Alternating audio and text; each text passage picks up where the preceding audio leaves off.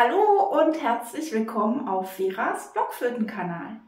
Wie ihr durch eure Art und Weise des Anstoßens beim Blockflöte-Spielen und die Länge eurer Noten euer Spiel viel schöner und ausdrucksvoller und stilistisch sicherer machen könnt, das zeige ich euch in diesem Video.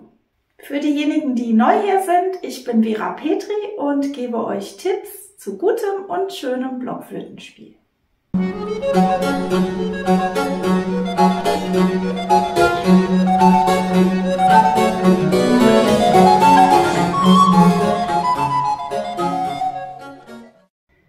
Mein Blockflötenschüler Norman hat gerade einen Rigaudon von Esprit Philippe Chedeville geübt.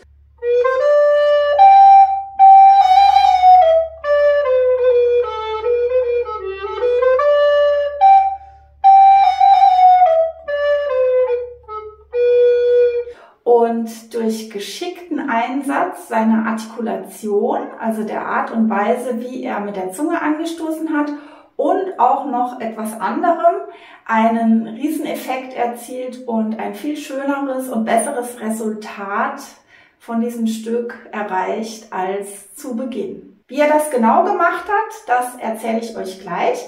Aber erstmal, ihr hört es ja schon an diesen ganzen französischen Wörtern. Das Stück ist von Esprit Philippe Chedeville und der hat gelebt von 1696 bis 1762, also in der hochbarocken Zeit. Und dieser Herr Chedeville, der war schon mit 13 Jahren als Musette-Spieler an der Oper in Paris und als Erwachsener hat er als Oboist seinen Lebensunterhalt verdient und war auch passionierter Instrumentallehrer. Und ihr habt ja gehört, er war Oboist, aber im 18. Jahrhundert haben sehr viele Oboisten auch Blockflöte gespielt und waren sogar häufig im Orchester für beides eingesetzt, also mal Oboe, mal Blockflöte. Also Norman hat einen Rigaudon gespielt. So ein Stück habt ihr bestimmt schon mal gesehen, schreibt man Rigaudon. Und es kommt, wie gesagt, aus Frankreich. Und in Frankreich, in Paris, war im 18. Jahrhundert das Ballett und der Balletttanz ganz, ganz wichtig. Falls ihr mein Video mal gesehen habt über die Suite und die Sonate im Vergleich, dann habt ihr das ja schon gehört, dass die Franzosen das Ballett geliebt haben und dass ihre Musik, ihre Barockmusik eigentlich auch ganz viel damit zu tun hat. Und der Rigaudon, den Norman gespielt hat, das ist ein Stück für ein Instrument. Also hier haben wir das für die Blockflöte, aber es ist eigentlich als Tanz gedacht. Es soll also tänzerisch klingen.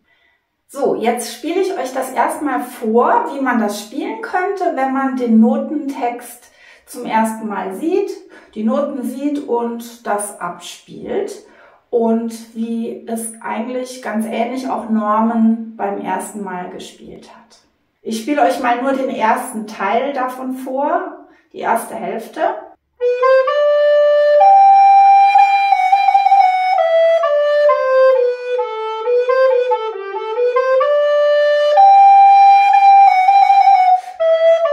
Vielleicht findet ihr auch, wie ich, dass das ja ganz nett klingt, aber noch nicht wirklich tänzerisch oder so. Also, dass man jetzt als Tänzer Lust bekäme, darauf zu tanzen. Ich kann es auch ein bisschen schneller machen, aber ich finde, dann klingt es immer noch ein bisschen flach und fade und nicht wirklich tänzerisch.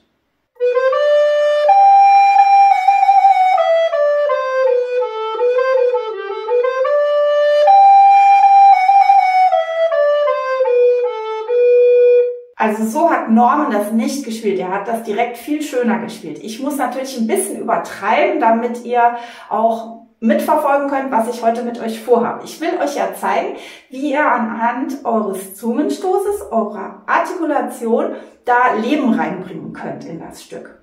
Jetzt müssen wir kurz nochmal Theorie machen. Also Artikulation beim Blockflöte-Spielen und überhaupt bedeutet, wie man den Anfang des Tones spielt, also in unserem Fall, ob man das jetzt mit Dü macht oder mit Tü oder irgendwelche Schattierungen dazwischen und aber auch die Länge des Tones. Also ob ich eine Note ganz bis zum Ende durchhalte oder nicht. Und das werden wir gleich mal untersuchen. Also wir haben hier ein Stück aus der Hochbarockzeit. Und in dieser Zeit haben die Musiker gewusst, dass sie ganz viele Noten mit Luftlöchern versehen können. Also sozusagen gar nicht bis zum Ende ausspielen müssen oder nicht mal sollen, weil das dann schöner wird, sondern manche Noten schon abkürzen. Und dann nehmen wir mal den Anfang hier. Also ich sehe hier am Anfang 2 Achtel und dann kommen ziemlich lange Noten. 2 halbe Noten und eine punktierte halbe. Und genau diese Noten, die längsten Noten in dem Stück, die haben die Franzosen damals eigentlich mit Luftlöchern versehen, abgekürzt. Also den Rhythmus nicht verändert, aber Luft dazwischen gelassen. Und das klingt dann zum Beispiel so.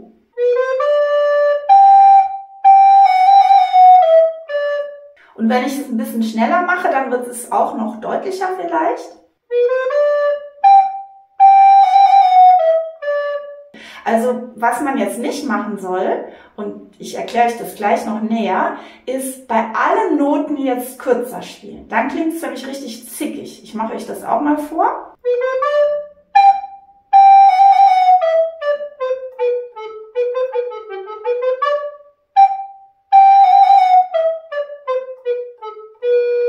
Also es klingt auf jeden Fall schon mal ein bisschen lebendiger, ist klar, aber das ist nicht, was eigentlich gedacht ist. Also ich habe es ja eben schon erwähnt, die längsten Notenwerte müsst ihr ziemlich kurz denken und die schnellsten Notenwerte, die spielt ihr schön breit aus. Dann bekommen wir also folgendes Resultat.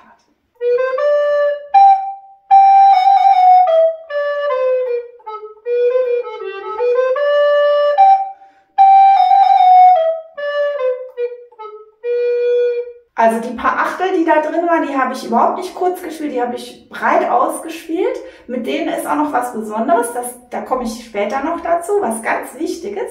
Aber ihr habt gehört, bei den Viertelnoten habe ich auch ziemlich kurz gespielt und manche nicht ganz kurz. Also dass auch eine Abwechslung da ist und dass ich auf den schweren Zählzeiten auch wirklich die Töne doch noch lang genug spiele. Also in dem Takt mit den Viertelnoten könnt ihr das mal hören. Ich könnte auch spielen. Also was ihr gemerkt habt, ich habe geguckt, wo ist die 1 im Takt und die mache ich ein bisschen schwerer, ein bisschen länger auch und die anderen mache ich ziemlich kurz und luftig.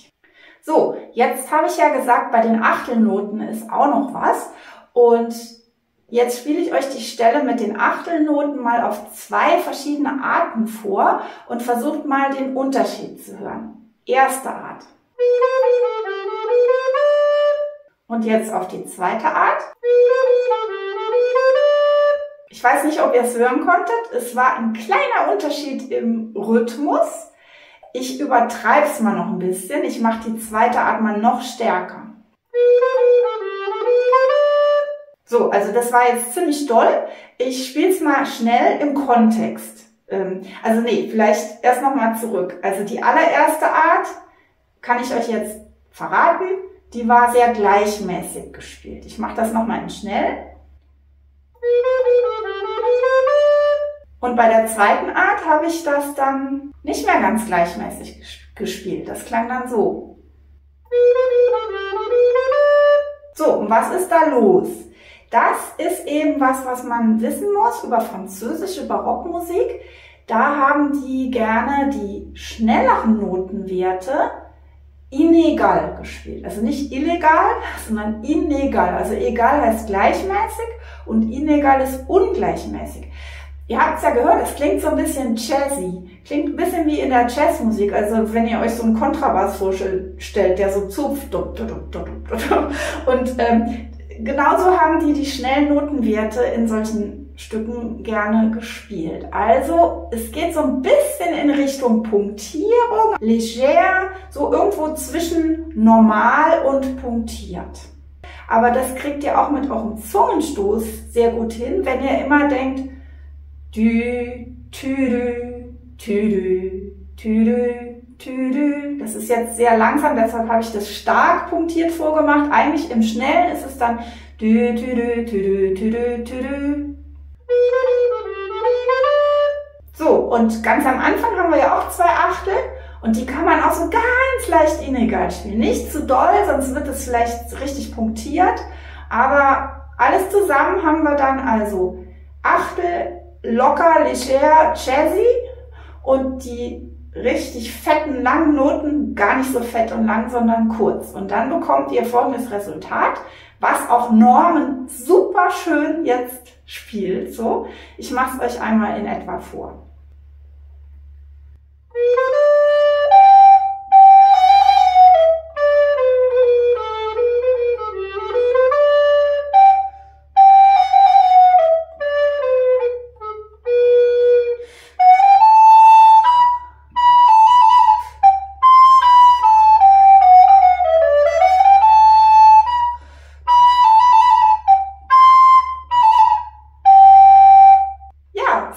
Also das kann man machen aus diesem Stück und ich behaupte jetzt mal, jetzt klingt es tänzerisch.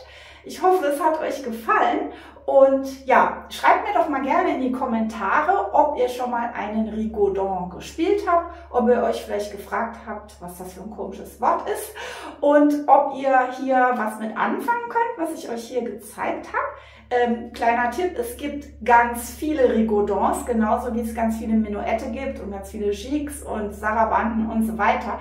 Also bestimmt habt ihr auch irgendwelche Noten, wo ein Rigodon drin ist.